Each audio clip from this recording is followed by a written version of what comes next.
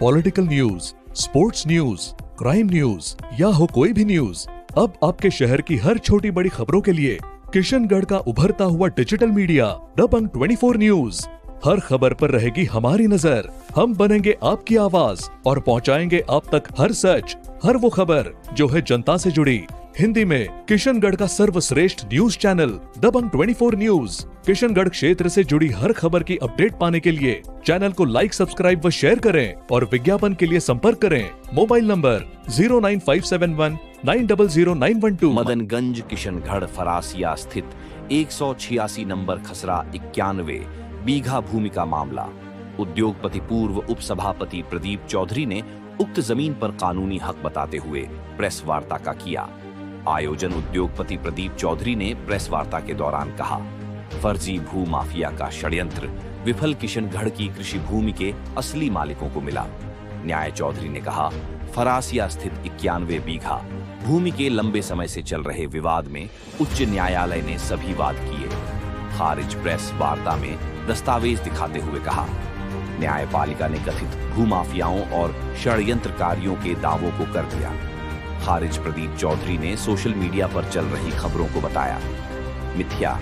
कहा, माननीय उच्च न्यायालय और सर्वोच्च न्यायालय ने असली भूमालिकों के पक्ष में फैसला सुनाकर उनके अधिकारों को रखा बरकरार। प्रदीप चौधरी ने कहा, भूमाफिया फर्जी दस्तावेजों और झूठे दावों के आधार पर यह जमीन हड़पने की कर रहे हैं। कोशिश उक्त जमीन पर मालिकाना हक बताने वाले। प्रदीप चौधरी ने कहा, न्याय की होती है जीत। प्रदीप चौधरी ने भूमाफिया पर गंभीर आरोप लगाते हुए कहा, 91 बीघा 186 खसरा नंबर जमीन मंदिर माफी की नहीं, व्यक्तिगत खातेदारी की उक्त जमीन। प्रदीप चौधरी ने कहा, आए दिन मिल रही है धमकियां, मगर हम कानूनी रूप से लड़ेंगे हर लड़ाई। परसों के दिन एक न्यूज चैनल के ऊपर एक न्यूज प्रसारित हो रही थी, वो मैंने सुनी। वो खसरा नंबर 186 92 बीघा ग्राम परासिया के ऊपर न्यूज प्रसारित हो रही थी। मुझे बहुत आश्चर्य हुआ, बहुत दुख हुआ कि एक चैनल के ऊपर इस तरह से असत्य बात बिना सत्य जाने बिना न्यूज प्रसारित करना, ये बिल्कुल गलत है। इस कारण से मुझे आज आप सबको बुलाकर के ये स्टेटमेंट देना पड़ रहा है कि जिस ज़मीन के बारे में जो ये न्यूज़ प्रसारित की जा रही है वो भ्रमित करने वाली है, असत्य है, मिसगाइड करके बताई गई है। इस ज़मीन का तथ्य पूरा 2010 से लेकर के 2025 15 साल हो गए। 2010 में हमने ये ज़मीन खातेदारी की ज़मीन खरीदी थी, जो डिग्री के द्वारा RAA की डिग्री के द्वारा वहाँ पे ज़मीन ये खातेदारी की हुई। 2007 के सर्कुलर के तहत ये ज़मीन खातेदारों के नाम चढ़ी गई। खातेदारों के नाम चढ़ने के बाद में हमने ये ज़मीन परचेज की और परचेज करने के बाद में हमने इसकी रजिस्ट्री करवाई और हमारे खातेदारी में 2012 में हमारे खातेदारी में ये दर्ज हुई। उसके बाद में जिन लोगों ने हमारे खिलाफ में ये सब षड्यंत्र रच करके जो कार्रवाई कर रहे थे, वो लोग 2012 में रेवेन्यू बोर्ड में गए, 2014 में RAA उसमें सुप्रीम कोर्ट हाई कोर्ट में गए, हाई कोर्ट DV में गए, 2018 में सुप्रीम कोर्ट में गए और सुप्रीम कोर्ट से हारने के बाद में फिर उन्होंने देखा कि अब इसमें कुछ नहीं मिलने वाला है, अपना कुछ राइट नहीं बचता है, तो उन्होंने 2019 के अंदर वापस RAA में आकर के फिर एक केस लगाया, वो भी सब खारिज हो गया। फिर वापस उन्होंने SDO कोर्ट में लगाया, वो भी खारिज हो गया। फिर मैंने 90A के लिए 2022 में 90A के लिए जब नगर पालिका में फाइल लगाई तो 90A मेरी हो गई। उसके बाद में इन्होंने ऑब्जेक्शंस लगाए, ऑब्जेक्शन लगाने के बाद में फिर इन्होंने ऑब्जेक्शन खारिज हुए। फिर इन्होंने संभागीय आयुक्त में अपील करी और संभागीय आयुक्त में भी ये हार गए। वहाँ भी इनका कोई वहाँ पे आधार न मान करके उनके मुकदमे को खारिज किया गया।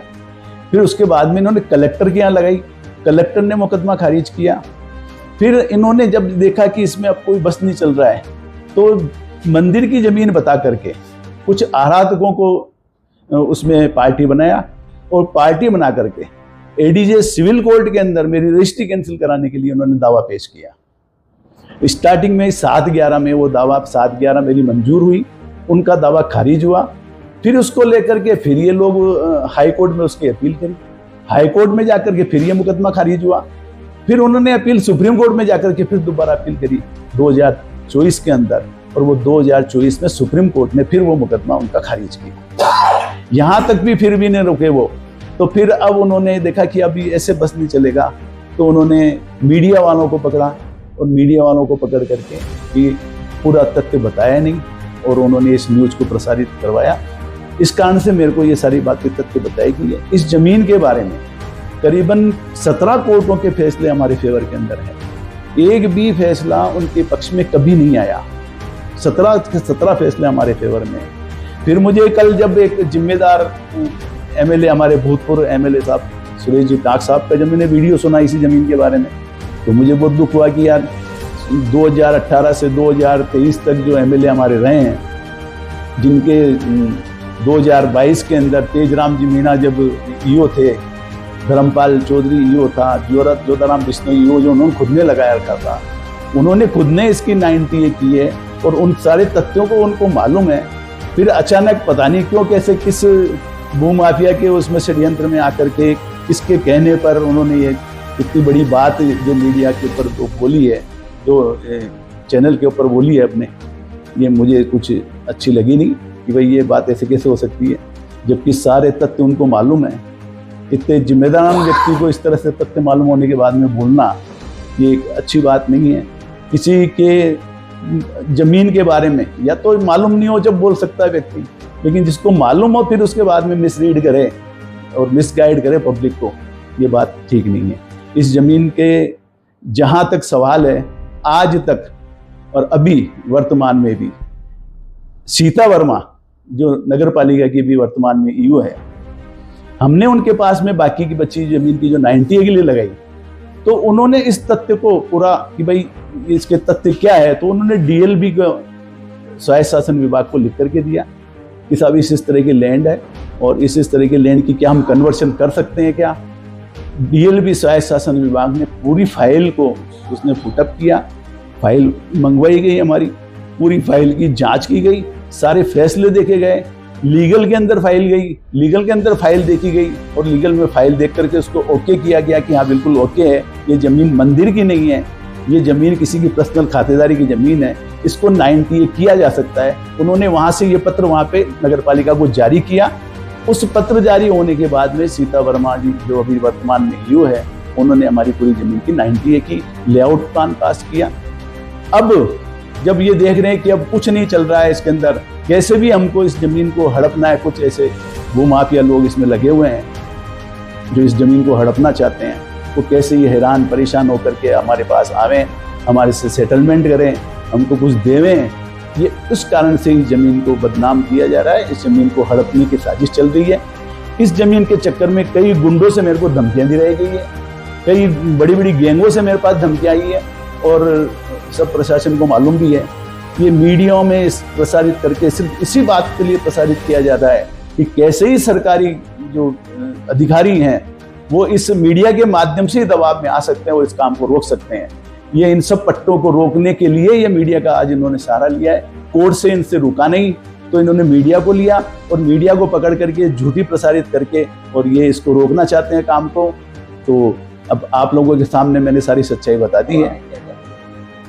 नहीं, आगे मैं जो सुप्रीम कोर्ट के खिलाफ जो ये सारी कार्रवाइयाँ कर रहे हैं, क्योंकि स्पष्ट तौर पे सुप्रीम कोर्ट की, हाई कोर्ट की अवहेलना है, और ये सुप्रीम कोर्ट के खिलाफ ये लोग जितने भी इसमें इन्वॉल्व हैं, जो ये कार्रवाई कर रहे हैं और जो इसमें लगे हुए हैं और जो आगे और लगा रहे हैं झूठे मुकदमे और कर रहे हैं, उन सब के खिलाफ मैं कंटेम्प्ट ऑफ कार्रवाई करूंगा, एफआईआर दर्ज करूंगा। मैंने बना दी है सब एफआईआर वगैरह, और कंटेम्प्ट की कार्रवाई के लिए सब नोटिस वगैरह तैयार कर दिए हैं, मैं कार्रवाई करूंगा।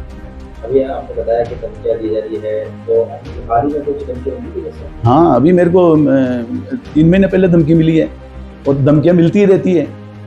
जब कोई भी आकर के धमकी देता है, इन लोगों ने सब जो इनके जो करना चाहे वो सब कर रहे हैं ये लोग, लेकिन सत्य तो सत्य ही है, सत्य को तो कौन छुपा सकता है। और मैं इनसे डरने वाला नहीं हूँ। ऐसे मैंने भी यहीं गुजारा है पूरा बचपन।